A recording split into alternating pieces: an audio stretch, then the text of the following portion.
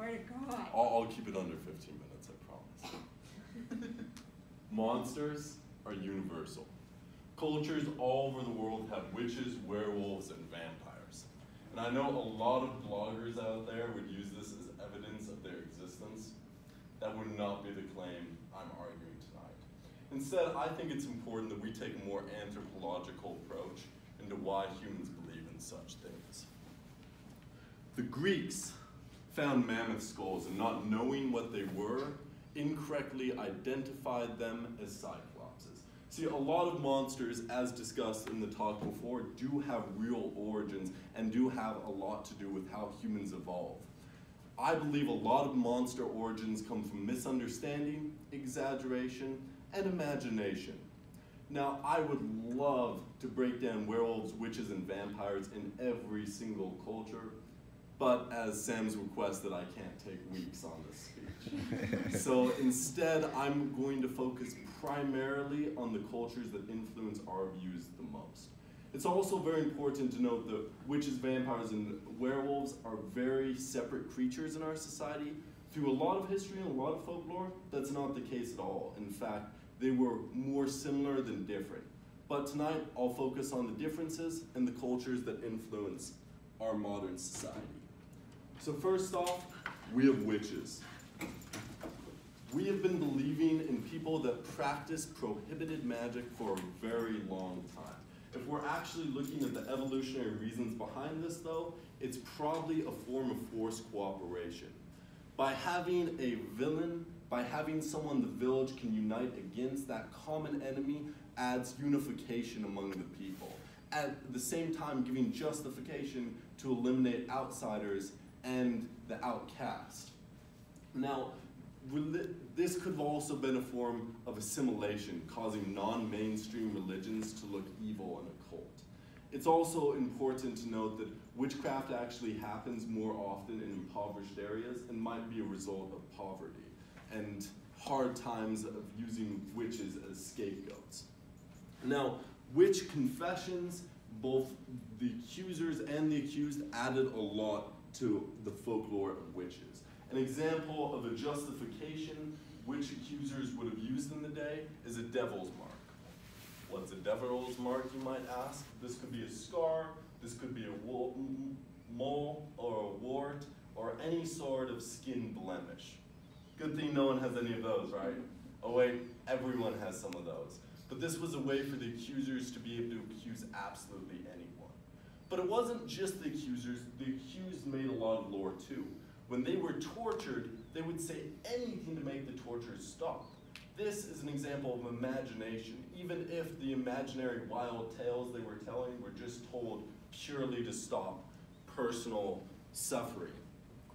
Now, we have to give a lot of credit to fairy tales and how we view witches. The fairy tales gave the shriveled old hag a face. The pointed hat probably comes from outdated fashion that was being worn by the poor.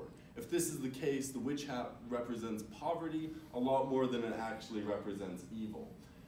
This is argued, though, by some historians. It may come from anti-Semitic propaganda, but it's kind of difficult to know which came first, the chicken or the egg, the witch or the hat. The broomstick has a very strange origin of accused witch Alice Kiter, who admitted to putting hallucinogenic salve on a broomstick and then rubbing it against her genitalia. Apparently gave her the sensation of flying. I could not make this stuff up. We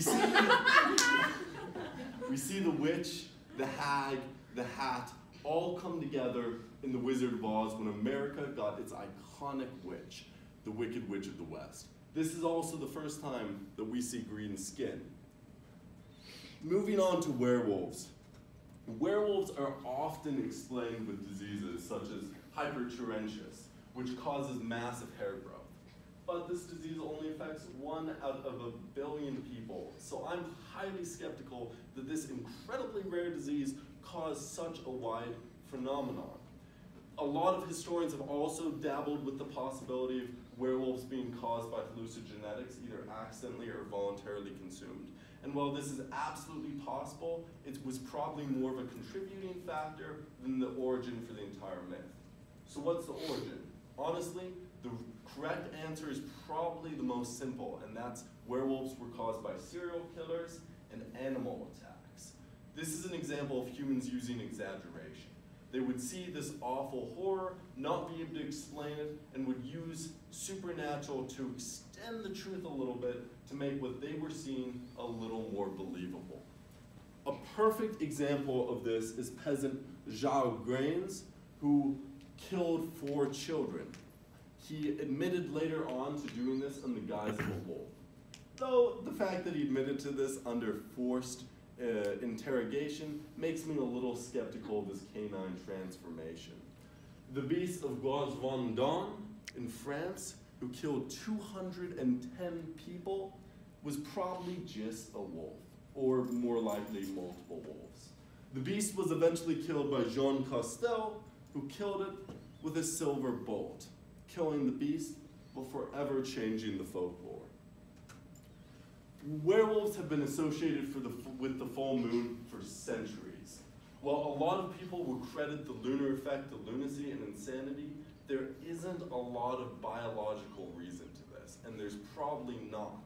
This is probably more of a culture phenomenon than an actual biological problem that's going on. Though there is mental diseases which can cause you to believe that you change into an animal. The origin of becoming a werewolf is pretty complicated and varies a lot between societies. Sometimes it's hereditary, sometimes it's a curse, most often it's a deal with the devil. See, werewolves through a lot of cultures are just witches with one specific type of power. We don't actually see the idea of being infected by a werewolf by getting bit into Long Chaney's Wolfman, which gave us the American werewolf. Moving on to vampires. Oh, before we move on to vampires, it is important to note that not every culture believes in werewolves, but they often believe in other shapeshifters. Especially malevolent shapeshifters were most often just the largest predator in the area, which gives credence to my theory that this was caused by animal attacks. Now moving on to vampires. Vampires are super universal. They exist in cultures all over the world. With the vampires we think of drink blood, but not a lot of vampires in folklore do, and so we have to broaden our definition a little bit.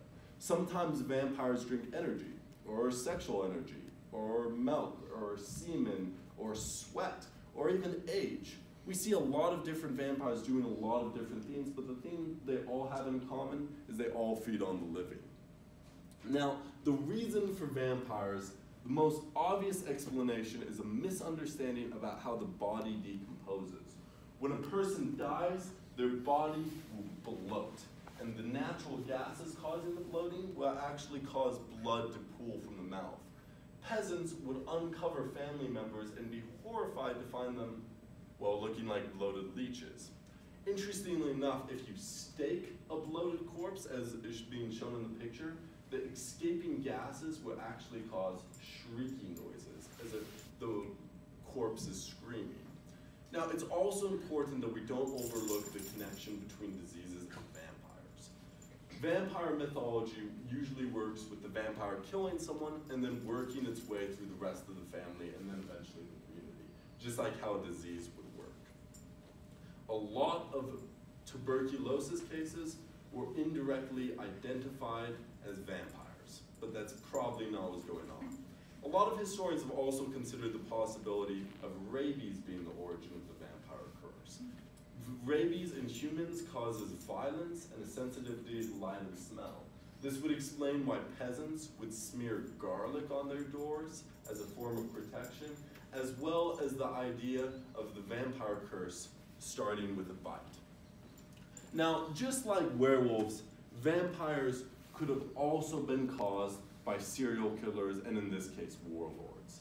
Vlad Dracul III, better known as Vlad the Impaler, killed a lot of people. Well, there's not a lot of historical evidence that the real Dracula drank any blood. There's a lot of rumors that he would dip his bread in the blood of his enemy. Now, Countess Elizabeth is another great example of a Hungarian killer. she killed at least 600 peasant girls. And if you look at the historical record, that is an lowest estimate possible. The real number of people she killed was probably much higher than that. Supposedly, she would bathe in their blood in order to stay youthful. Now, vampires can be affected a lot by events as well. Serbian soldier Arnold Paul claimed that he drank vampire blood. But after his death and his supposed rising from the grave to kill 16 people, Europe would forever consider drinking vampire blood a way to become a vampire. Now, it's easy to point fingers at Europe and all of their superstitious legends, but a lot of this followed immigrants to America. And the United States of America has a long history with vampires, with centuries of immigrants digging up the corpses of loved ones and disposing of them as if they were vampires. The most recent case was Mercy Brown, which happened in Rhode Island in 1892. And if you think about it, that was pretty recent. Now, our vampire is sexy, but through a lot of folklore, vampires weren't actually sexy. The idea of a carnivorous cadaver who'd rise from the grave and tear people apart was pretty terrifying. We see a dramatic change when John Polidori came out with his book, The Vampire, in which he made vampires sexy. He also made them classy too. Bram Stoker, however, took this a step further when he wrote Dracula and gave us the most famous vampire of all time. We see this trend continue for a long time, but it becomes popular with Anne Rice writing her romance novels about vampires. This would later develop into Buffy the Vampire Slayer, to Twilight, to Vampire Diaries, to True Blood. I mean, I could go on and on. Vampire romance is a very big theme, but it's actually a pretty recent development in the folklore. Interestingly enough, Bela Lugosi, who is the American vampire, his black cape and white shirt wasn't actually first used in the movie. That costume predates the movie being used in stage productions of Dracula, and the high collar was to help actors disappear on stage. Monsters are universal, and no, that doesn't mean they exist, but that does mean they have real origins, including misunderstanding, exaggeration, and imagination. It's important to look in why we have monsters. You can tell a lot about a society by what they fear. Now, the werewolf, the witch, and the vampire, I believe, are some of the most everlasting mythologies we have, not just because of their ability to scare us, but also because of their ability to attract us as well. Whether you fear them, you think they're sexy, or they're something you wish they could be, it seems that we will always be obsessed with what goes bump in the